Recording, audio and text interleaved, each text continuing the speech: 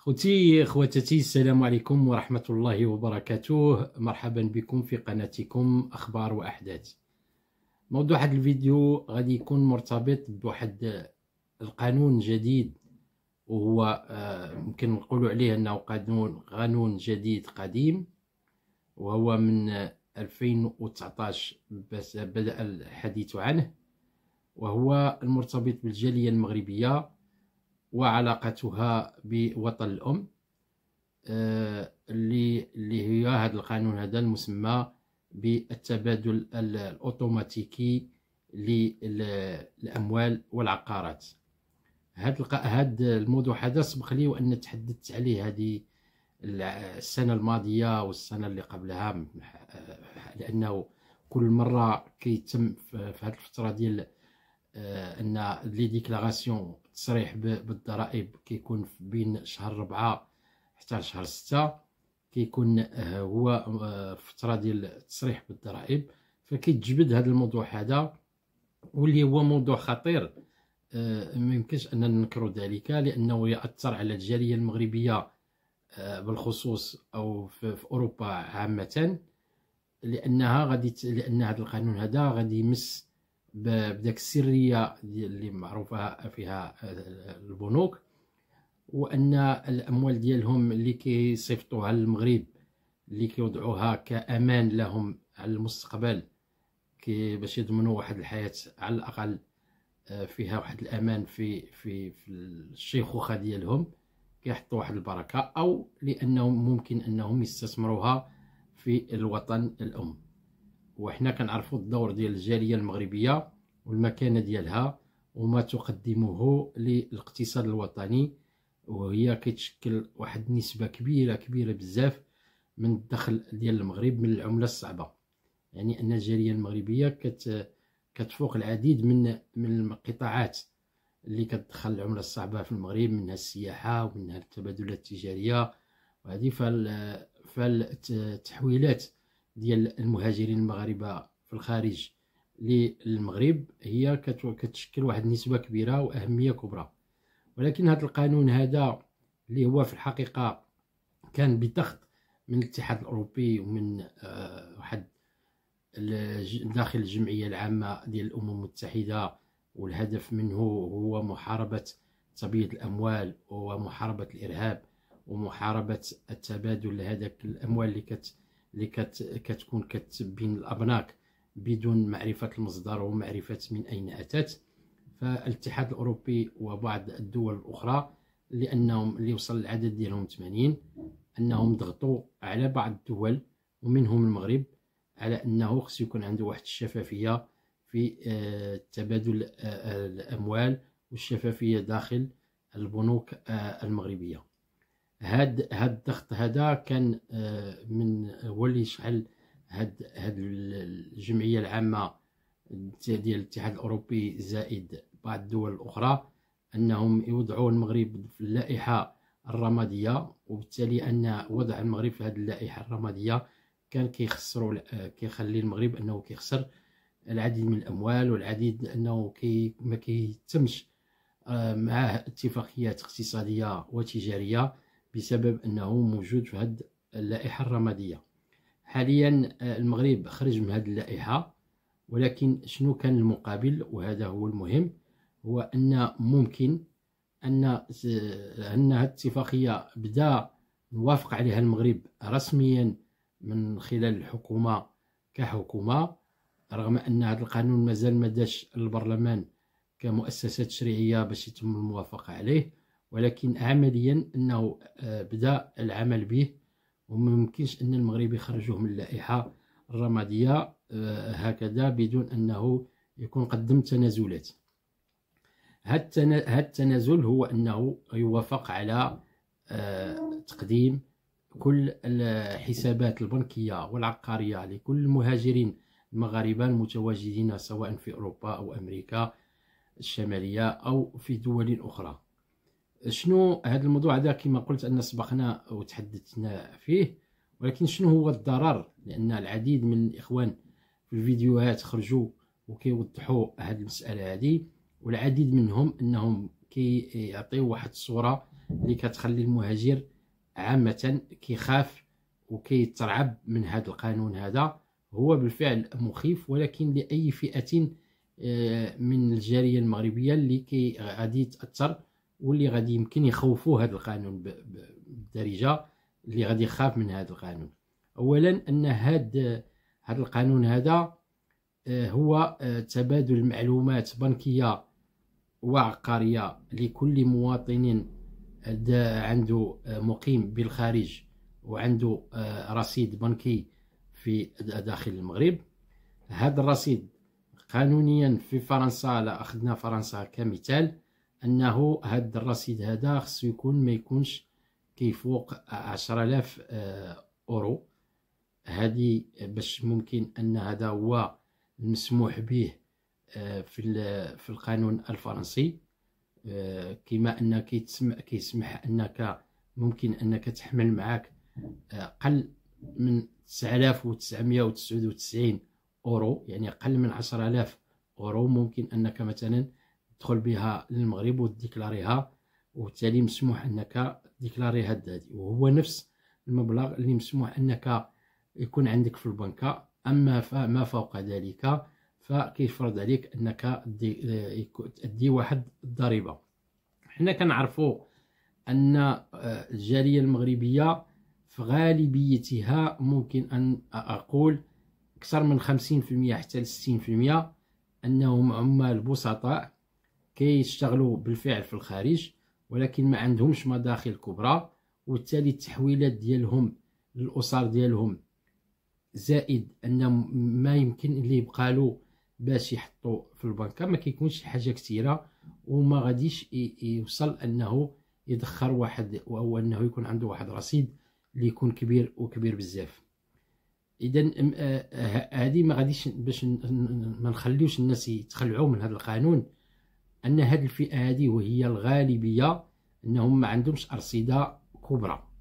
هذا حسب علمي وحسب أنني مقيم أيضا في الخارج، وبالتالي أن غالبية الناس اللي كنعرف فهم ناس بسطاء كيتقاتل بعدا غير باش كيخدم، باش غير باش ممكن أنه يجمع شوية الفلوس يمشي يشوف عائلته ويشوف حبابه في الصيف، فكيلقى صعوبة أنه باش يسافر، فما بالك أنه يكون عنده رصيد بنكي ضخم وما إلى ذلك. شكون اللي غادي يخاف؟ وهنا هي الفئة الأخرى من الجالية المغربية، وهما اللي عندهم أغنياء وعندهم أرصدة بنكية كبيرة، وهذا من المفروض أنه يؤدي الضريبة لأن عنده ممتلكات وعنده أموال، وبالتالي لا أدى الضريبة فما غاديش، لأن الضريبة ماشي شي حاجة كبيرة كتكون، فما من الأحسن أنه يعني أن الوضعية ديالو الضريبية تكون قانونية ويشتغل وكتكون كل شيء بوضوح. والهدف من هذا القانون هو هذه الشفافية ومحاربة تبييض الأموال. الفئة الثالثة من الجالية المغربية، وهنا لا أتهم أحدا، فهناك فئة اللي كتتاجر في ممنوعات وفي أمور غير قانونية، فهادو كيحتاجوا أنهم باش يدوز الأموال ديالو بواحد الطريقة أخرى، ما خصوش يدوزها عن طريق الأبناك في الخارج، لأن الأبناك في الخارج كيقول لك من أين لك هذا، وخصك تجيب لهم دليل على قانوني أو شيء يثبت حقية ملكية هذا الرصيد، هذا المبلغ المالي. فهم كيحاولوا يتحايلوا ويدخلوا أموال يعني ليكيد، يعني ورقية، يدخلوها للمغرب ويحطوها في الأبناك المغربية، لأن الأبناك المغربية ما كتسولكش من حتى لا جبتي نتا 100 مليون ما كيقولكش من جبتي هذه ويعطينا شي حاجة بأن هذه ديالك أو شيء من هذا، فهم كيدخلوها لك في الكونت. هذه الفئة هذه عندهم الهدف ديالهم هو أنهم باش تبييض الأموال، كيجيبوا أموال من طرق غير شرعية وغير قانونية وكيدخلوها أبناك مغربية بطريقة سهلة، وبالتالي كيخليوها أموال شرعية. هاد الناس هادو كذلك هما اللي غادي يخافوا من هذا القانون. بالنسبة من الجهة الأخرى، ماذا يستفيد المغرب من هذا القانون هذا كمغرب؟ فالمغرب هو ايضا يحاول ان كيعرف الممتلكات ديال المغاربه المقيمين في المغرب واللي عندهم ممتلكات خارج المغرب. يعني كاين بزاف ديال رجال الاعمال وديال المدراء وديال شخصيات عامه وهذه، فهم كيديكلاريو كيصرحوا بالضرائب داخل المغرب، ولكن كيصرحوا غير باللي عندهم في المغرب، وهما عندهم اشياء اخرى خارج المغرب. وهذا تا المغرب ممكن انه يستافد من هذه العمليه هذه، وبالتالي انه يسترجع العديد من الاموال ويستخلص ضرائب على ممتلكات خارج المغرب. إذن هناك أطراف تستفيد من هذا القانون، وهنا أطراف متضررة بالفعل، لأن إما بأنها شكل حصولها على الأموال كيكون بطريقة غير قانونية، أو أنها كتمتلك أموال وأرصدة كبرى، وبالتالي هذه الأرصدة خصها تكون قانونية وخصها ديكلارا. يعني التبسيط باش أنا كنحاول أنني نفسر هذا الموضوع هذا، لانه العديد من الاخوان كيعطيو واحد الصوره سوداء، وواحد كيرهبوا المهاجرين بان بحال اللي غادي ياخذوا له فلوسهم، وانه غادي يضروا واحد الضرر كبير وغادي يوقع لهم ضرر كبير، وان بداو كيطلبوا من الناس انهم يسحبوا الاموال ديالهم من البنوك المغربيه، او العديد من التخويفات. وهاد العمليه هذه غير زعما غير مقبوله اولا، وثانيا غير صحيحه، لان غير خصك تعرف من اي من فئه انت من الجاليه المغربيه من مواجهه هذا القانون هذا. الا كنتي من الناس اللي عندك ارصده وعندك ممتلكات في المغرب وهنا في اوروبا كتدعي الفقر وكتطلب مساعدات من الدوله سواء فرنسا او اي دوله اوروبيه، فبالفعل انك هنا كتكون انك كتختلس اموال ماشي من حقك تاخذها، كتكون كتصرح بانك محتاج، وانك كتطلب مساعدات والدوله كتساعدك، وهنا كيتسمى ما يمكن الا اننا نوصفوه بواحد سرقه. اما الناس اللي عندهم كيشتغلوا هما محتاجينش للدوله انها تساعدهم، ومكتفين بالعمل ديالهم وداكشي اللي كيدخلوه كافيهم، وان كيبقى لهم واحد شويه كيحطوه في الحساب ديالهم في المغرب، فهاد الناس اكيد وانا نقول لك هما اغلبيه، لان ما غاديش هذا القانون هذا اصلا ما غادي يمسوش. وانا نعطي راسي كمثال انني هذه من 2020 انني باش بدا هذا الكلام حول هذا الموضوع في التصريح الضريبي ديال 2020 عطيت رقم ديال الحساب البنكي ديالي في المغرب، لان عارف انا ما كما كيقولوا اللي قد اللي كيدخل قد اللي كيخرج، يعني ما عندي ما نخبع. هادشي كاين واللي كاين صرحت به، ما كاين عندي حتى زياده في الضرائب او شي مساس بشي حاجه، ما وقع لي حتى ضرر. وحتى لو تم البحث معايا وهذه فانني صرحت به، لان بالفعل اخفاء حساب بنكي بالخارج راه فيه واحد الغرامه، وهي غرامه كبيره اللي كتوصل حتى 1500. فانا كنطلب من المهاجرين اللي عنده ما يخافوش، واللي عنده شي حساب ماشي انه يمشي يسدو او انه يخاف انه بحال غياخذوا له فلوسه وكذا.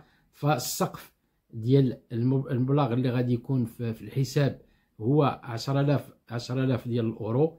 لا كان عندك فوق 10000 ديال الاورو فهي حتى النسبه الضريبيه كتكون ماشي مرتفعه بزاف، يعني واحد الحاجه قليله، وكتضاف لك على الدخل ديالك لهنا. يعني داك لو افترضنا انك عندك 20 مليون في البنكه، ف 10000 كتحيد ما كتحسبش، و10000 الاخرى كتحسب، كيكون فيها واحد 2% كتجي كان ماشي 2%، هي اقل، فكتجي واحد غتجيك واحد الضريبه واحد 200 اورو.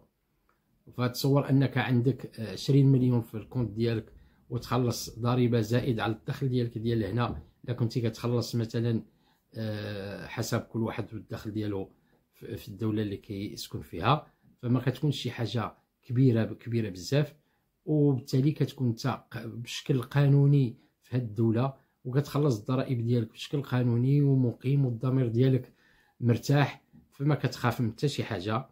اللي كيخاف هو اللي كنقولوا في كرشو العجينه، وهو اللي عنده من الناس وكيحاول انه يخبي، او لا عنده وكيحاول انه يهرب بطريقه غير شرعيه الاموال. فهاد الموضوع هذا انا بغيت الاخوان المهاجرين والمهاجرات المغاربه بصفه عامه في اوروبا كامله انهم يحاولوا يتقربوا من مصلحه ديال الضرائب، ويحاولوا يعرفوا شنو اللي عليهم وشنو اللي ماشي عليهم وشنو خصهم يدار.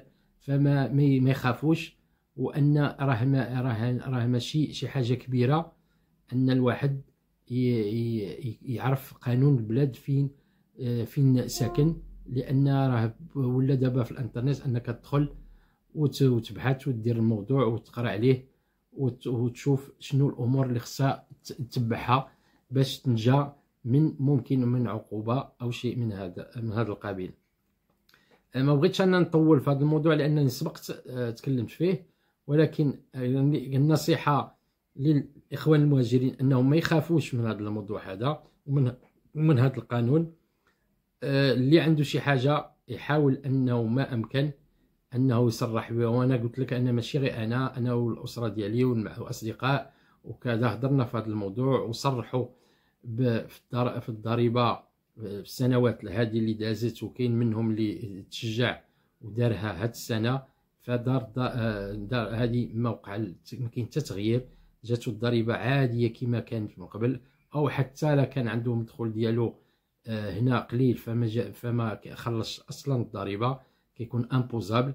فهذا الموضوع هذا خذوه بواحد النظره واحده اخرى. حنا كمهاجرين المغاربه العاديين اللي ما كنشتغلوا ماشي كنعتمدوا على المساعدات ديال الدوله، فما عندنا مناش نخافوا، ما عندناش اللي غادي يخلينا اننا نوضوا ونجريو ونحيدوا الكونت من المغرب ونسحبوا القدر اللي عندنا ونحاولوا نديروا بشي شكل غير قانوني. وهو اصلا اننا حنا هذا القانون اصلا ما كيمسناش، لانه هو مرتبط بشروط، وهاد الشروط ما كتوفرش في المهاجر اللي كيشتغل واللي ما كياخذش مساعدات واللي عنده دخل ديالو معروف واللي التحويلات ديالو معروفه كتمشي بطرق قانونيه. كاين الطريقه القانونيه والمثلى واللي هو انك يكون عندك كونت ديالك في الخارج، هو مثلا عندك كونت فرنسي او اسباني او ايطالي او شيء من هذا القبيل، وكتمشي كتفتح واحد الكونت في بنكه مغربيه تجاري وفا بنك الشعبي اللي كاينين في اوروبا. فكدير واحد الكونت، هذا الكونت هذا كيكون هو بحال واحد انترميديير، كيكون واحد وسيط بين الكونت ديالك الفرنسي او الاوروبي بصفه عامه والكونت المغربي اللي كتحول مثلا انت كتقول انني كتبقى لي واحد 200 اورو ولا 100 اورو ولا هذه غادي نصيفطها للكونت ديالي المغرب، فكيمر عن طريق هذا الكونت اللي دايرو انت في اوروبا اللي هو في بنكه مغربيه باوروبا. فهما في اوروبا عرفوا التحرك، عرفوا ان هاد الفلوس جايه من الكونت ديالك، يعني من الخلصه ديالك من الصالير ديالك اللي يعني ماشي جايبها ماشي بجهه اخرى، وان هاد الكونت ديالك في المغرب هاد المبلغ اللي عندك هنا راه الاصل ديالو هو هاد التحويلات القانونيه اللي دارها اللي كديرها كل شهر، داك المبلغ البسيط اللي كيمشي كل شهر.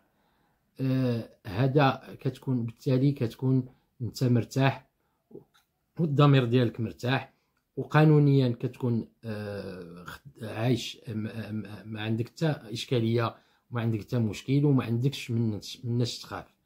هذا بالنسبه لي انا هو اللي ممكن انني نقول في هذا الموضوع، لان سبقني وتحدثت فيه بطريقه اخرى، ولكن انا بغيت انني نهدأ نفوس اخواني واخواتي المهاجرين والمهاجرات، لان هذا الموضوع هذا بدا كيرعب وبدا كيخوف بزاف الناس. نتمنى انني وصلت الفكره وفهمتوني. نتمنى ان اللي عنده شي حاجه